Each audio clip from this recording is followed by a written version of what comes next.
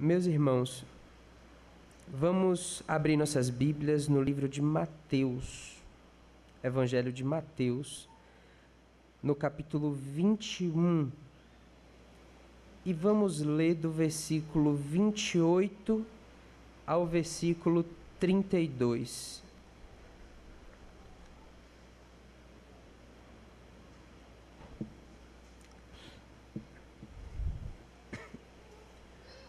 Leiamos a palavra do nosso Deus com toda reverência. E o que vos parece? Um homem tinha 2 filhos. Chegando-se ao primeiro, disse: Filho, vai hoje trabalhar na vinha. Ele respondeu: Sim, senhor. Porém, não foi. Dirigindo-se ao segundo, disse-lhe a mesma coisa, mas esse respondeu: Não quero. Depois, arrependido, foi. Qual dos 2 fez a vontade do Pai? Disseram: O segundo. Declarou-lhe Jesus: Em verdade vos digo que publicanos e meretrizes vos precedem no reino de Deus. Porque João veio a vós outros no caminho da justiça e não acreditastes nele, ao passo que publicanos e meretrizes creram. Vós, porém, mesmo vendo isso, não vos arrependestes afinal para acreditardes nele. Vamos abaixar nossas cabeças e fazer uma oração? Pai, estamos em Tua presença por intermédio do Seu Filho Jesus Cristo. Deus, sabemos que o Senhor está em todos os lugares e sabe de todas as coisas. Por isso reconhecemos que não podemos esconder nada de Ti, nem aquele pensamento mais íntimo. Todas as nossas ações e pensamentos estão diante de Ti como um livro aberto. Deus Santo, estamos cientes que o Senhor odeia o pecado e que a sentença de quem o comete é a morte. Ó Deus, o que seríamos de nós sem Sua imensa graça e misericórdia? Estaríamos todos condenados ao inferno se não fosse pelo sacrifício do Seu único Filho, Jesus Cristo. Senhor, estamos reunidos aqui hoje para agradecê-lo e louvá-lo por ter tão grandioso, gracioso e misericordioso amor para conosco. Pai, que hoje o Senhor fale com seu povo através do Santo Espírito por meio da leitura e da exposição da Sua palavra. Manifesta, Senhor, Sua verdade e somente ela, Senhor. É isso que te suplicamos, em nome de Jesus. Amém. Meus irmãos, antes de nós esmiuçarmos o texto que separamos e acabamos de ler, para essa noite, devemos analisar o contexto geral do Evangelho de Mateus e o contexto específico da parábola que nós acabamos de ler, proferida por Jesus Cristo. Quanto ao contexto geral do Evangelho de Mateus, o que não pode sair de nossas cabeças sempre que nós lemos esse Evangelho é que, apesar dele ser o primeiro livro do Novo Testamento em nossas Bíblias, Mateus não foi o primeiro livro a ser escrito, não foi o primeiro Evangelho a ser escrito. Ao escrever seu Evangelho, nós notamos que Mateus utiliza algumas coisas que o evangelista Marcos já havia narrado, por exemplo. É por isso que existem algumas similaridades entre os textos.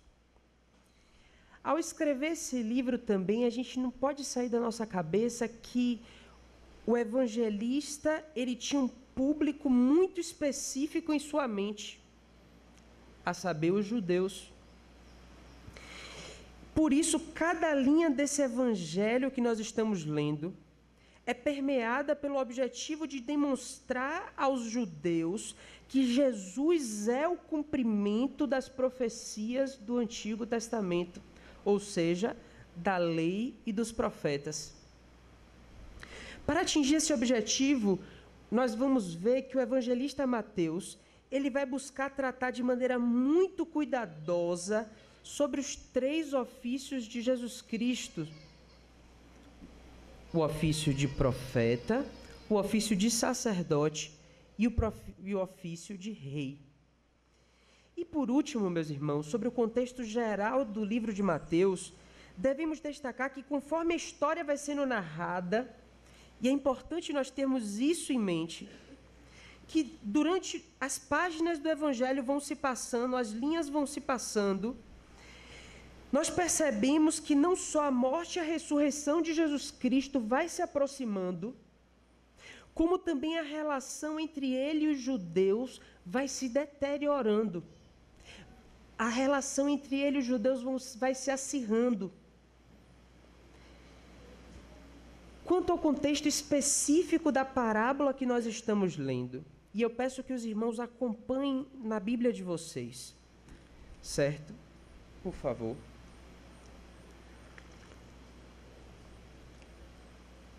Comecemos no capítulo 20, do versículo 17 ao 19, onde encontramos que Jesus partindo para Jerusalém, onde seria morto.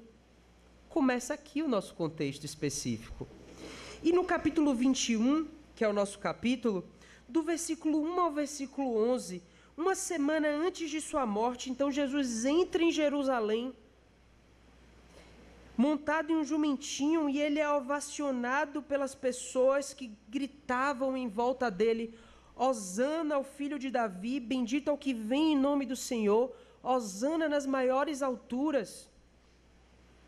No entanto, nós vemos pela leitura desses versículos que, apesar de eles levantarem esses louvores, eles não conheciam verdadeiramente a Cristo. Por quê? Porque eles acreditavam que Jesus era apenas um profeta. Então, meus irmãos, em Jerusalém, Jesus vai ao templo. Acompanhe comigo do versículo 12 e versículo 13. E Jesus, então, ele se revolta com a comercialização de produtos que estava sendo feita ali no templo de Deus. E ele, então, derruba as mesas dos vendedores que ali estavam e expulsam todos os que vendiam e comercializavam e compravam esses produtos. Ainda no templo, do versículo 14 ao versículo 17, Cristo cura os cegos e os coxos que estavam ali. E com essa atitude, Cristo provoca a ira dos judeus presentes.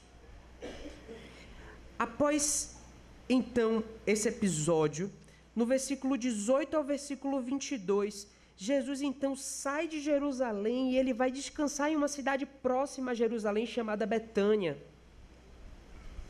E ao voltar para Jerusalém na manhã seguinte, no caminho, ele vê uma figueira, ele sente fome, vê uma figueira, então ele para e aproveita para fazer um discurso aos seus discípulos sobre a fé. Sobre a fé. Então, após entrar na cidade novamente, Jesus se dirige novamente ao templo, do versículo 23 ao versículo 27. Eu gostaria que os irmãos prestassem especial atenção a esses versículos, porque Jesus começa a ensinar no templo. E ao se aproximarem os principais sacerdotes e anciãos, eles resolvem testar Jesus perguntando com que autoridade ele fazia aqueles milagres e com que autoridade ele ensinava daquele jeito.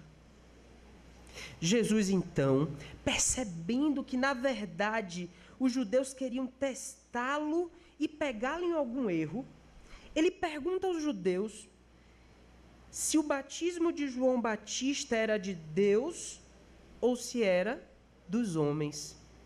E os judeus, preocupados com a opinião do povo e não preocupados com a opinião de Deus, olha o erro, não respondem a Jesus, causando grande mal-estar entre Jesus e os judeus. Lembre-se da característica que eu falei do relacionamento acirrado, que vai se acirrando cada vez mais.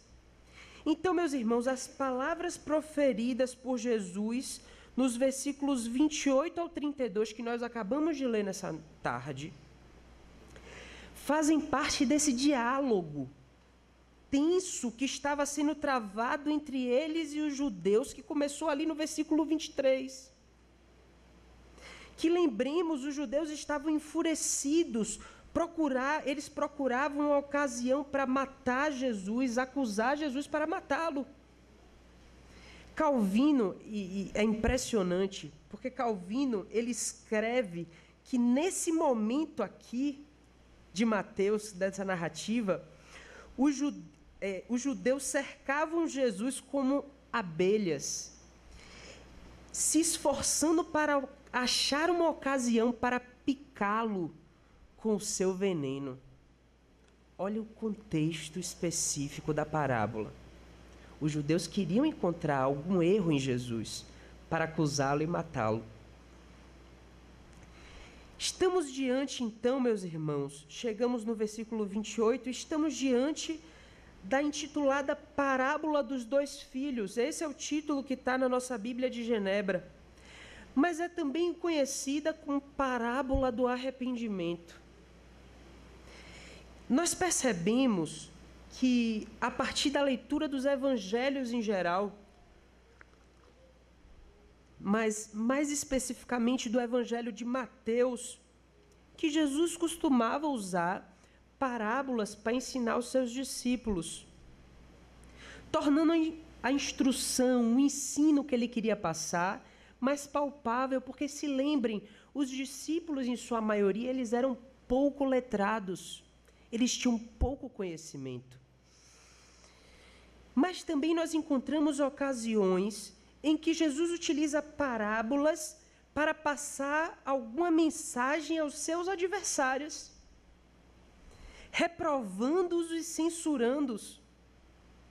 É o que nós chamamos de parábolas de reprovação. Por meio dessas parábolas de reprovação, meus irmãos, Jesus contava uma história ou fazia uma pergunta que induzia seus adversários a entenderem a terrível situação espiritual em que se encontravam. Ao mesmo tempo, ele chamava seus adversários ao arrependimento, sob pena de sofrerem o juízo, a ira de Deus. A ira de Deus. E é por isso, meus irmãos, nós falamos tudo isso, porque Jesus começa a parábola perguntando aos principais sacerdotes e anciãos do povo, que nós vimos lá no versículo 23. Agora, no versículo 28, ele começa perguntando a esses sacerdotes: e o que vos parece? Ou seja, o que vocês acham da história que eu vou contar a vocês? A história é sobre um homem que tinha 2 filhos. Ele dá uma ordem a esses 2 filhos. O primeiro responde: sim, Senhor, que seria melhor traduzido por eis-me aqui, Senhor. Porém, diz a Bíblia, ele não foi. O segundo, por outro lado, ouve a ordem dada pelo pai e responde prontamente: não quero. Depois, arrependido, foi. E Jesus pergunta: quem deles fez a vontade do Pai? Ao passo que seus inimigos respondem: o segundo filho. Jesus então passa a explicar e aplicar a parábola, mostrando que os principais sacerdotes e anciãos representavam o comportamento do primeiro filho. Pois, como a Bíblia nos ensina, ele veio para os seus e os seus o rejeitaram. E que os publicanos e as prostitutas, simbolizando aqui todos aqueles doentes de espírito que ouviram a mensagem do Evangelho e creram, representavam o segundo filho. O Dr. Martin Lloyd Jones, comentando essa parábola, escreve que ela é o registro mais claro que nós temos do ponto de vista de Jesus Cristo sobre o arrependimento. Por meio dela, continua o famoso pastor inglês, Jesus ilustra de forma muito clara e específica o que ele pensava sobre o assunto. Meus irmãos, ao lermos a Bíblia, percebemos que o arrependimento é um tópico essencial do cristianismo. Todos hão de concordar com isso. De maneira que não podemos falar em vida cristã sem falarmos em arrependimento. No Antigo Testamento, por exemplo, o verbo arrepender-se aparece nada menos do que 35 vezes em nossa Bíblia. Mas não é exagero afirmar, meus irmãos, que é no Novo Testamento que esse ensino ele chega ao seu ápice, de maneira que o ministro anglicano J.I. Packer chega a afirmar que o arrependimento é a primeira e mais importante verdade no Novo Testamento. Ora, o primeiro pregador que surge nos evangelhos é João Batista. E a Bíblia nos conta que a primeira ação dele foi pregar o quê? Marcos, capítulo 1, versículo 4, por favor, quem puder abrir a Bíblia. Marcos, capítulo 1, versículo 4. A primeira pregação de João Batista foi que pregar o batismo de arrependimento para a remissão de pecados. Continue em Marcos. O segundo pregador, quem foi? Foi o próprio Cristo. E o que Cristo pregou? Qual foi a pregação de Jesus? Marcos capítulo 1, versículo 14 e 15. E depois que João foi entregue à prisão, veio Jesus para a Galiléia pregando o evangelho do reino de Deus e dizendo: o tempo está cumprido e o reino de Deus está próximo. Arrependei-vos e crede no evangelho. A mesma mensagem de João, a mesma ênfase. Então passamos algumas páginas no livro de Marcos e vamos para Marcos capítulo 6, versículo 12. Vimos ali Jesus enviando seus discípulos para pregar e curar, e o evangelista Marcos descreve que o conteúdo da pregação dos discípulos era o arrependimento. Diz Marcos capítulo 6, versículo 12, e saindo eles, pregavam que se arrependessem. A mensagem continua a mesma. Percebam, Jesus morre e Jesus ressuscita. E o livro de Atos dos Apóstolos narra então o começo da igreja cristã como ela é hoje. Especificamente a pregação cristã, e o primeiro sermão registrado no livro de Atos é aquele pregado por Pedro após o Pentecostes. E qual foi o resultado dessa mensagem de Pedro? Qual foi o resultado da mensagem de Pedro? Vamos ver Atos capítulo 2, versículo 38. O povo, ouvindo, dirigiu-se a Pedro e aos outros, perguntando: que faremos, varões irmãos? Ao que Pedro respondeu: arrependei-vos e cada um de vós seja batizado em nome de Jesus Cristo. O arrependimento continua sendo o centro da mensagem dos apóstolos. Consideremos também a pregação do apóstolo Paulo mais adiante no livro de Atos, no capítulo 17, versículo 30. O apóstolo Paulo vai dizer o seguinte: mas Deus, não tendo em conta o tempo de ignorância, anuncia agora a todos os homens em todo lugar que se arrependam. Arrependimento é o centro da mensagem do Evangelho.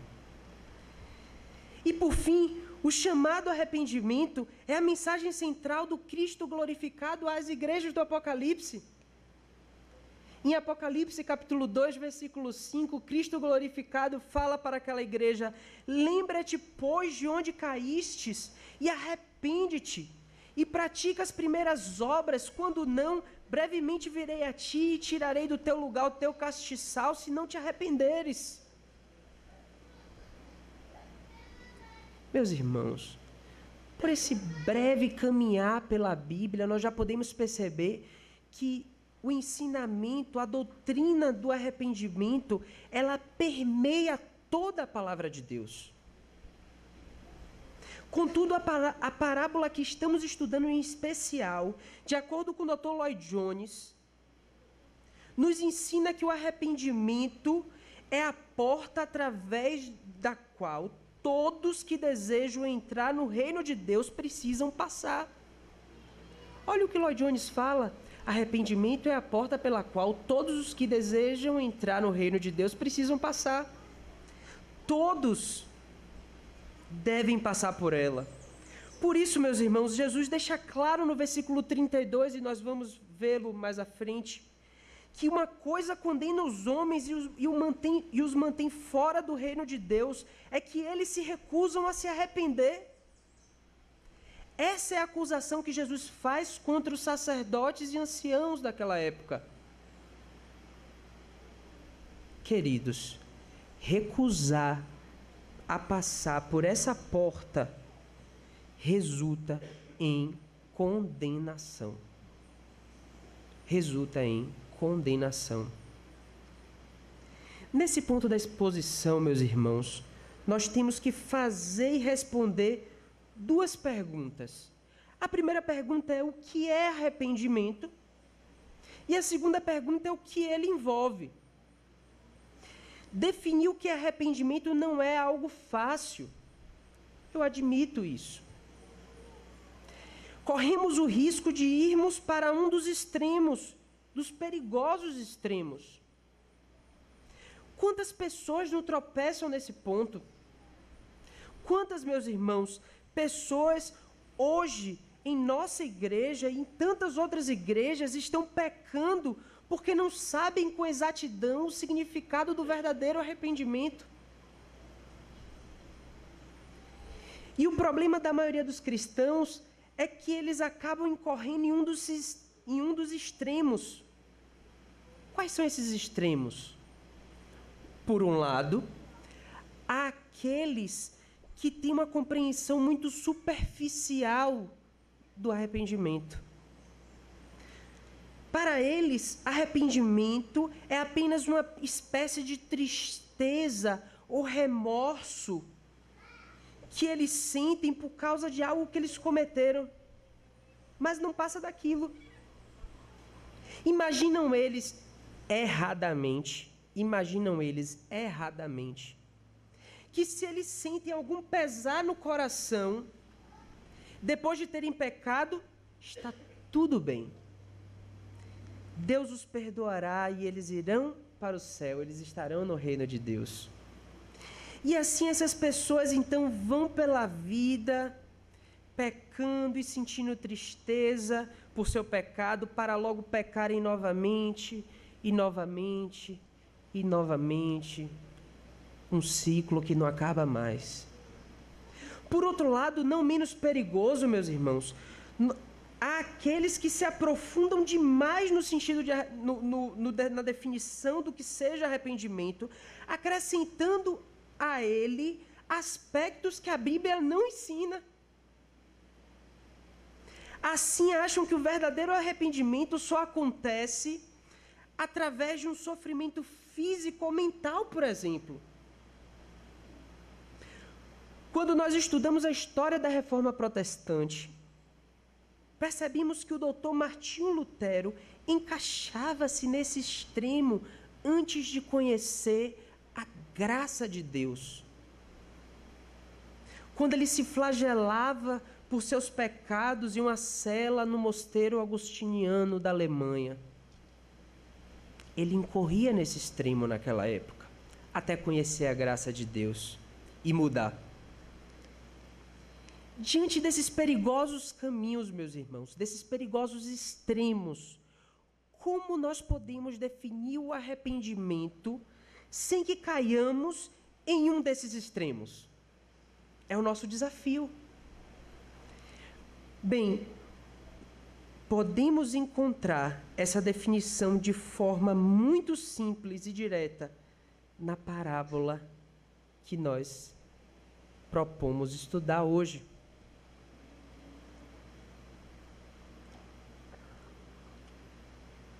Em primeiro lugar, junto ao puritano Matthew Henry, devemos perceber que nessa parábola, meus irmãos, o pai representa a Deus. O pai representa a Deus.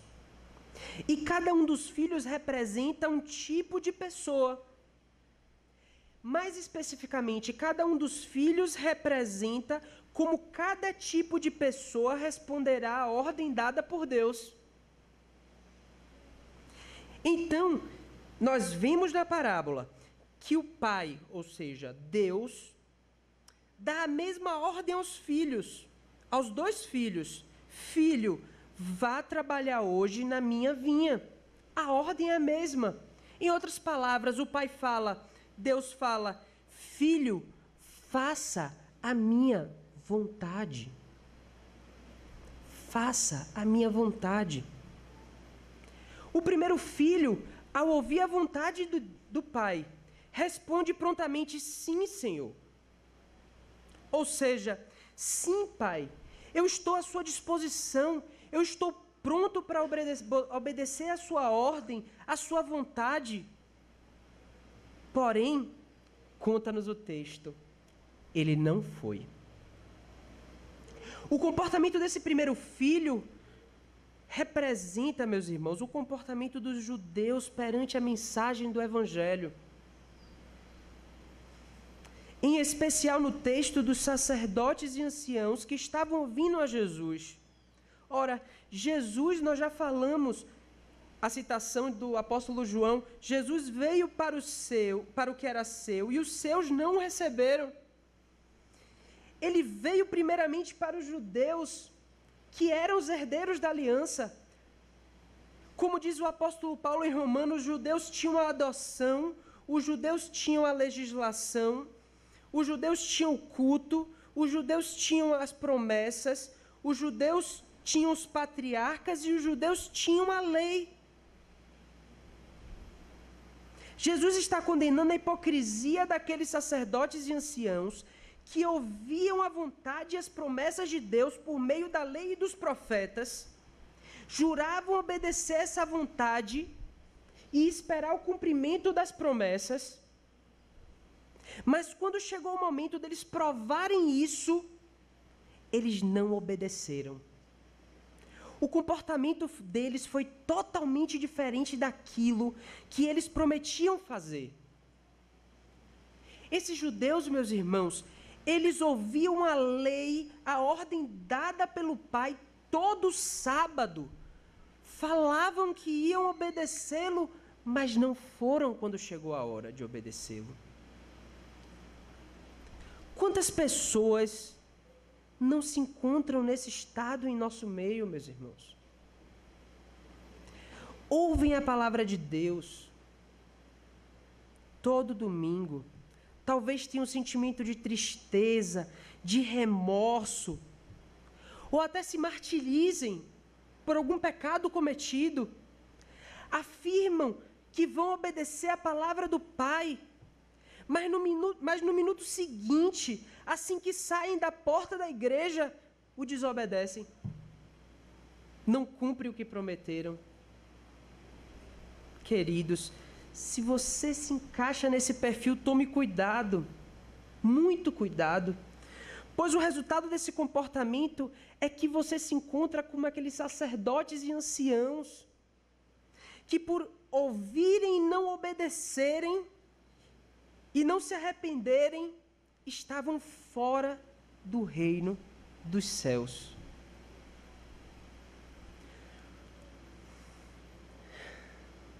O segundo filho, meus irmãos,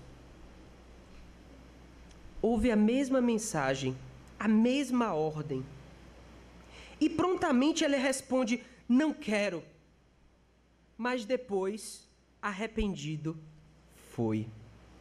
Esse filho representa aqueles que verdadeiramente se arrependem e que, apesar da vontade inicial de não seguir a vontade de Deus, eles obedecem. Eles obedecem. Vamos analisar com mais cuidado a resposta dada por esse segundo filho.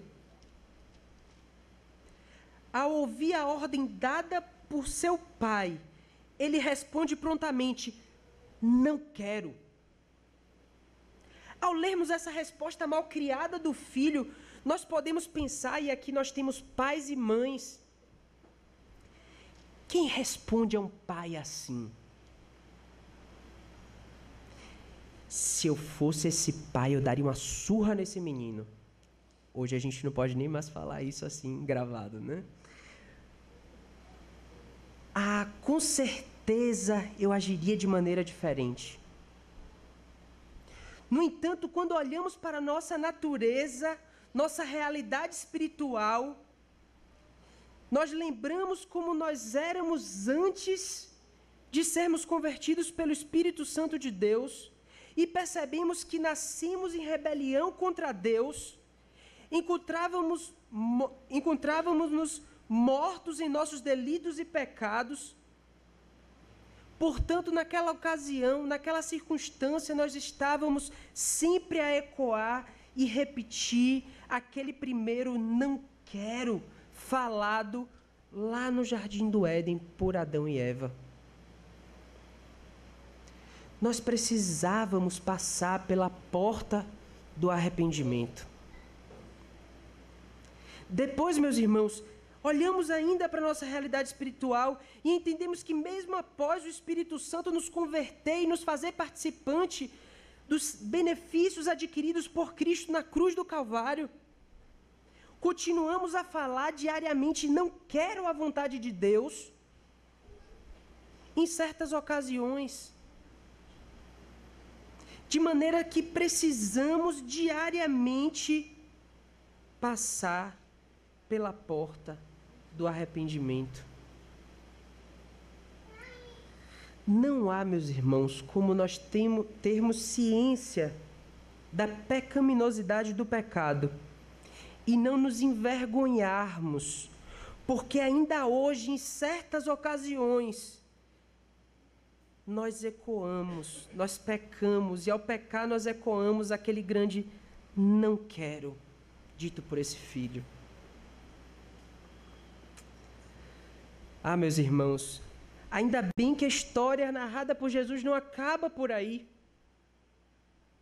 Ele continua e diz o seguinte: após dizer não quero, algo acontece. Algo acontece, e o texto diz o seguinte: depois. Essa simples palavra que muitas vezes passamos na nossa leitura diária sem dar devida atenção, nos ensina a primeira parte da definição do verdadeiro arrependimento. O pai havia ordenado, o filho havia falado não quero, mas depois algo aconteceu que fez o filho mudar totalmente o seu comportamento. Nesse espaço de tempo que o texto chama de depois, o filho percebeu que tinha errado com seu pai. Ele teve a convicção de que o que ele fez ofendeu a autoridade do seu pai, entristecendo. Ele admitiu o seu erro a si mesmo, entristeceu e resolveu em sua mente e em seu coração agir de acordo com a vontade do pai, como nós veremos a seguir. Por ora, já podemos entender que o primeiro princípio do verdadeiro arrependimento está ligado a um aspecto interno que envolve nossa mente e o nosso coração, e é admitirmos o nosso erro, reconhecermos que ofendemos o nosso pai ao falar não quero, ao invés de cumprir sua vontade. Esse é o primeiro princípio do verdadeiro arrependimento.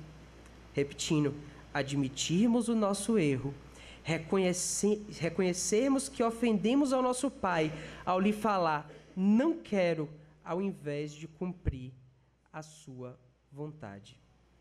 Em outras palavras, meus irmãos, o filho, ao compreender que havia errado, deve ter dito a si mesmo, isso não é maneira de eu tratar meu pai. Ele tem sido tão bom comigo. E mesmo assim, ele é meu pai. Ele tem o direito de me dar ordens. Eu não deveria ter falado com ele dessa forma. Não fui só insubmisso, mas eu fui rude. Eu devo ter magoado ele.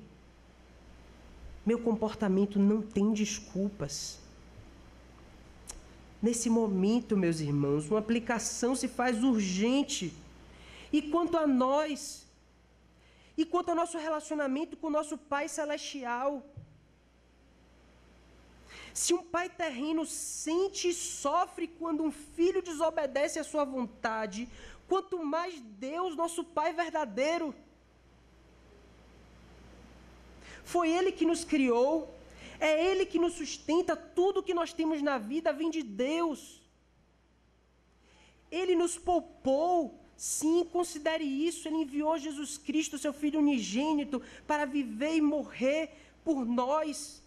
Ele deu tudo o que Ele tinha pela gente e nós zombamos de tudo isso quando pecamos e acabamos dizendo como esse filho, não quero.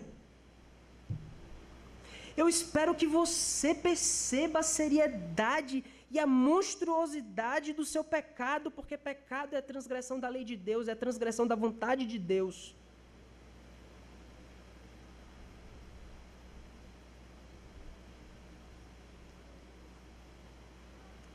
Após essas considerações, será que nós estamos realmente prontos para admitir os nossos erros perante Deus? Confessá-los um a um e nos jogarmos no braço de sua graça e misericórdia? Após admitir o seu erro em sua mente e em seu coração, o texto nos conta que essa mudança interna levou a uma mudança de comportamento. Diz o texto, leiamos, diz o texto, não quero, depois arrependido, foi. A mudança interna levou a uma mudança de comportamento. O verbo empregado por Jesus nos mostra que necessariamente, bote isso na cabeça de vocês, necessariamente, o arrependimento começa na mente e no coração, mas termina com uma ação. O verdadeiro arrependimento não é apenas uma mudança de ideias, de mente, de valores, mas também de comportamento. O fruto inevitável do arrependimento é que abandonamos o nosso comportamento e passamos a obedecer à vontade do Pai.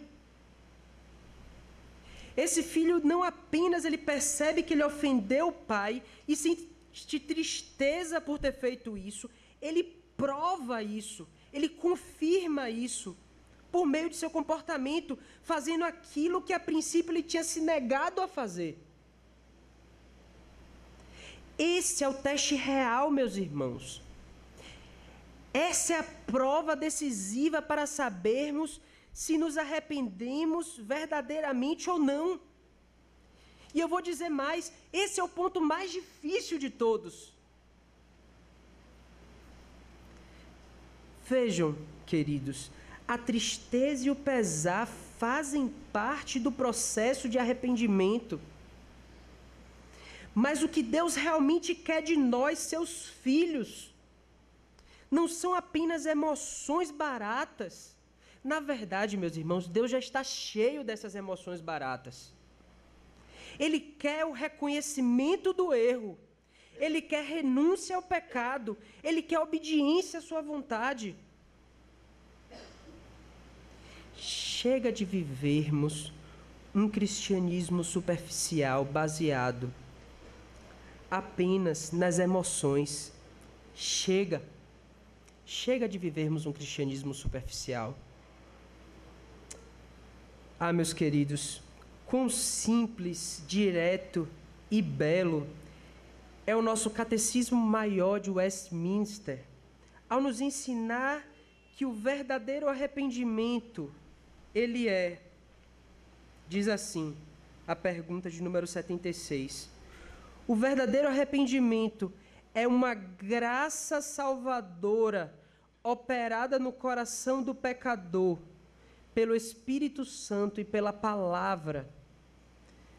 E Deus, pelo qual, percebendo e sentindo, não somente o perigo, mas também a torpeza e odiosidade dos seus pecados, e aprendendo a misericórdia de Deus em Cristo para com os arrependidos, o pecador tanto se entristece pelos seus pecados e os aborrece, como se volta de todos eles para Deus, se propondo e se esforçando por andar constantemente com Deus em todos os caminhos da nova obediência.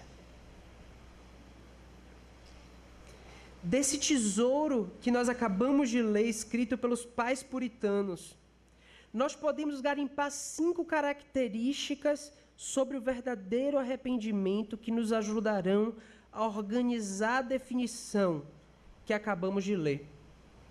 5 características. São elas: primeira característica, o verdadeiro arrependimento começa com o conhecimento do pecado. O verdadeiro arrependimento começa com o conhecimento do pecado. Diz o nosso catecismo, o Espírito Santo, por meio da palavra de Deus, nos mostra o perigo, a torpeza e a odiosidade dos nossos pecados. A segunda característica do verdadeiro arrependimento é que ele é seguido por um sentimento de pesar e tristeza pelo pecado cometido. Diz assim o nosso catecismo: reconhecendo e sentindo, o pecador se entristece por seus pecados e os aborrece. A terceira característica, meus irmãos, é que o verdadeiro arrependimento produz uma confissão de pecados, fazendo com que o pecador penitente, segundo o catecismo, reconheça a misericórdia de Cristo para com os arrependidos. Então, meus irmãos, recapitulando, primeiro, o conhecimento do pecado, ou reconhecimento. O sentimento de pesar, de tristeza pelo pecado cometido. Terceiro, a confissão desses pecados. A quarta característica, o verdadeiro arrependimento produz um rompimento total com o pecado. Pois o pecador penitente, diz o nosso catecismo, se volta para Deus, tensionando e se esforçando a andar constantemente com Deus em todos os seus caminhos. Lembre-se, há uma mudança de comportamento. Ele rompe com o pecado. É a quarta característica do verdadeiro arrependimento. E a quinta e última característica do verdadeiro arrependimento, que nós podemos tirar do nosso catecismo maior e do texto lido, é que o verdadeiro arrependimento produz no coração do cristão um profundo sentimento de ódio pelo pecado. Diz o nosso catecismo que a gente não apenas sente a tristeza, mas nós aborrecemos o pecado. Ou seja, nós sentimos ódio, nojo do pecado. Por que isso? Para que não voltemos a cometê-lo. Para que não voltemos a cometê-lo. Não há apenas um rompimento temporário. Há o ódio que nós continuamos a sentir por aquele pecado que nos impede de voltar a cometer ele. Meus queridos, a parábola termina, mas Jesus continua seu precioso ensinamento nos versículos 31 e 32. Vamos ler, por favor? Em verdade vos digo que publicanos e meretrizes vos precedem no reino de Deus, porque João veio a vós outros no caminho da justiça e não acreditardes nele, ao passo que publicanos e meretrizes creram. Vós, porém, mesmo vendo isso, não vos arrependestes, afinal, para acreditardes nele. Jesus cita os publicanos e as prostitutas, as duas espécies de pessoas consideradas mais imundas espiritualmente para os sacerdotes e anciãos que estão conversando com ele ali naquela hora. Nós vimos do versículo 23. Para ensinar que não importa o quanto nós consideremos o nosso pecado odioso, e saiba que ele de fato é odioso, tenha certeza disso, ele é odioso. Se nós nos arrependermos verdadeiramente, Deus é misericordioso e perdoa os nossos pecados. Que amor sem tamanho é esse? Deus poderia remoer as mágoas pelas inúmeras vezes que dissemos em alto e bom som, não quero a sua vontade, as suas ordens, mas ele resolve perdoar totalmente com a condição de que nos arrependamos verdadeiramente do nosso erro. Para encerrarmos a exposição das Escrituras e a meditação nesse tema tão importante, eu gostaria de ler novamente a resposta do filho, quando ele diz, do segundo filho, não quero, depois, arrependido, foi. Depois. Que palavra abençoada, meus irmãos. Se não fosse esse grande depois, todos nós já estaríamos condenados, pois todos nós, pela doença do pecado, acabamos em uma ocasião ou outra cometendo pecado contra Deus e dizendo não à vontade de Deus, não quero a vontade de Deus. O que seria de nós, meus queridos, se Deus deixasse as coisas por isso mesmo e Ele poderia nos condenar? Naquele momento, Ele poderia fazer isso. Ele tem poder para isso. Mas depois, arrependido, foi. E assim como aquele filho, se nós nos arrependermos hoje, nossa recusa anterior será esquecida. Lembremos, meus irmãos, do ladrão da cruz. O ladrão da cruz, ele tinha dito, não quero a vontade de Deus, durante muitas vezes, durante toda a sua vida. Porém, depois, quase no seu último suspiro, ele se arrependeu e creu, e tudo foi esquecido. Que oferta maravilhosa e amorosa esse Deus nos faz. Por isso eu peço aos irmãos que vocês reconsiderem a conduta de vocês, admitam a sua pecaminosidade, confessem seus pecados, todos eles, porque Deus sabe de tudo. Deus vê tudo, até aquele pecado que você acha que Ele não vê, Ele vê, porque sua Bíblia e pensamentos são como livros abertos diante dEle. E mude imediatamente de atitude. Mude imediatamente de comportamento.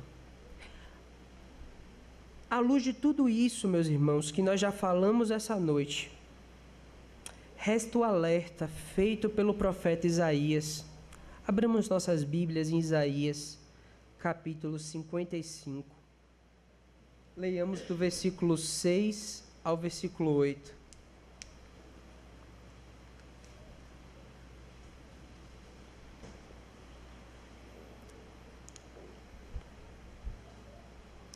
Nos alerta o profeta Isaías, dizendo: Buscai ao Senhor enquanto se pode achar, invocai-o enquanto ele está perto. Deixe o ímpio o seu caminho e o homem maligno os seus pensamentos e se converta ao Senhor, que se compadecerá dele. Volte para nosso Deus, porque Ele é grandioso em perdoar. Porque os meus pensamentos não são os vossos pensamentos, nem os vossos caminhos, os meus caminhos, diz o Senhor. Por isso, meus irmãos, parafraseando o escritor da carta aos Hebreus, eu conclamo os irmãos, arrependam-se durante o tempo que se chama hoje. Enquanto você pode se arrepender, enquanto o Senhor está perto, como diz Isaías. Porque chegará o dia, meus irmãos, e nós acreditamos nisso, que Jesus vai voltar e nós não sabemos se é hoje ou se é amanhã, mas chegará o dia que Jesus voltará e nesse dia, meus irmãos, não encontraremos mais a oportunidade de nos arrepender. Pois diz a Bíblia que quando ele voltar, ele não voltará mais para perdoar, mas para julgar aqueles que não se arrependeram. E eu espero sinceramente que nenhum de nós, cristãos, nenhum de nós que estamos aqui essa noite, meus irmãos, sinceramente eu espero que nenhum de nós esteja no meio deles, dos que vão ser julgados por não se arrependerem. Porque a Bíblia diz, de maneira muito séria, que aqueles que não se arrependerem, para aqueles que não se arrependerem, a Bíblia diz, horrível coisa é cair na mão do Deus vivo. Horrível coisa é cair na mão do Deus vivo. Arrependa-se. Arrependa-se enquanto há tempo, enquanto o Senhor está próximo, porque amanhã pode ser tarde. Arrependa-se no tempo chamado hoje. Vamos inclinar nossas cabeças e vamos fazer uma oração.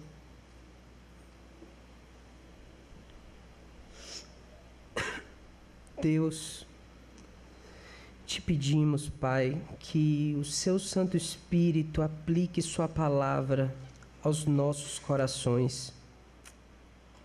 Senhor, nos ajuda a compreendermos o significado do verdadeiro arrependimento, para que não caiamos em um dos perigosos extremos que vimos agora há pouco. Pai, que tenhamos sempre em mente Sua santidade e a seriedade do nosso pecado. Ó Pai, se não fosse Sua graça e misericórdia, nós estaríamos todos perdidos e condenados ao inferno. Diante dessa terrível realidade do pecado, o Senhor nos chama ao arrependimento e nos promete que se confessarmos os nossos pecados, o Senhor nos perdoará. Por isso suplicamos que o Seu Espírito Santo nos faça reconhecer os nossos pecados, que Ele produza em nós um sentimento de tristeza e de pesar por termos desobedecido à Sua vontade, que Ele nos ajude a confessarmos os nossos pecados, que Ele nos dê forças para romper com esses pecados e odiá-los para que não voltemos mais a cometê-los. Nos dá força, Senhor, suplicamos, porque sabemos que por nós mesmos nós não conseguiríamos. Deus, o profeta Isaías nos chama ao arrependimento, dizendo para nós nos voltarmos ao Senhor, pois o Senhor é grandioso em perdoar. Por isso, Pai, toca no coração daqueles que ainda não passaram pela porta do arrependimento, Senhor. para que eles passem no tempo chamado hoje. Não esperem amanhã. Porque sua palavra nos ensina que quando Jesus voltar, ele não virá para perdoar, mas para julgar, Senhor. Deus, bota também em nossos corações, nos corações daqueles que já foram regenerados pelo Teu Espírito, a necessidade de passarmos diariamente por essa porta do arrependimento, Pai. Para que não nos ensoberbeçamos, Senhor Deus. Nos ajuda, Pai. Dependemos totalmente de Ti. É isso, Senhor, que suplicamos nessa noite. Em nome do Senhor Jesus, nosso Senhor e Salvador. Amém.